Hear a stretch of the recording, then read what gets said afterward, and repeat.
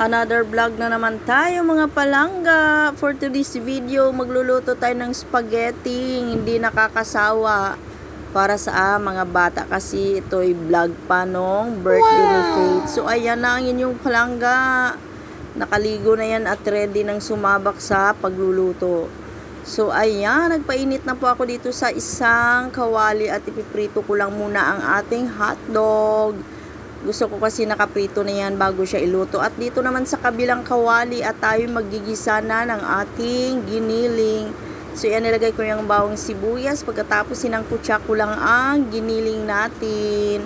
At pagkatapos magprito ng hotdog, nag-init na ako ng tubig. Naglagay ako ng mantika at saka asin.